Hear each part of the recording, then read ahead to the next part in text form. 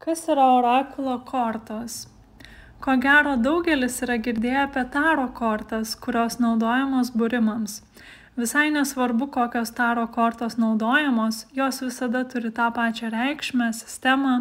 Taro kortos skiriasi tik vizualiai, dizainu, dydžiu. Orakulo kortos yra visai kas kita. Kiekviena orakulo kortų kaladė yra skirtinga, su savo taisyklėmis, reikšmėmis, skirtingais panaudojimo būdais.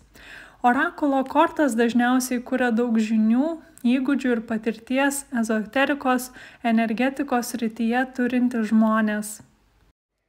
Kiekviena orakulo kortų kaladė turi savo energiją, savo reikšmes. Tai pavyzdžiui, ši yra labai tinkama, kai žmogui reikia patarimo, pagalbos, kažkokios tai gydymo, ir kiekviena orakulo kortų kaladė ateina su panašaus dydžio knygute, kur yra instrukcija, kaip naudotis, aprašymas įvairiausių reikšmių. Tai matot, šita kaladė kaip pavyzdys tokia labai spalvinga.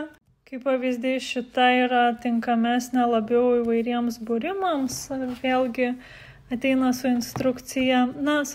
Tų paskirčių orakulo kortų yra labai įvairių ir pačios kortos yra labai skirtingos. Žinoma, savo instrukcinę knygutę turi ir taro kortos, bet jos savo turiniu beveik nesiskiria. Knygutė yra skirta tik susipažinti su kortomis. Tam, kad atlikti skaitymą, būtina mokėti jausti energijas ir su jomis dirbti. Orakulo kortos dažnai yra susietos su kažkokia tema. Jums parodžiau, kaip atrodo mantrų orakulo kortos ir Mėnulio, astrologinės orakulo kortos. Orakulo kortos gali būti susietos su tokiomis temomis kaip gydomieji augalai, reiki, runos, astrologija, numerologija, kristalai, sielos vedliai ir daug kitų temų.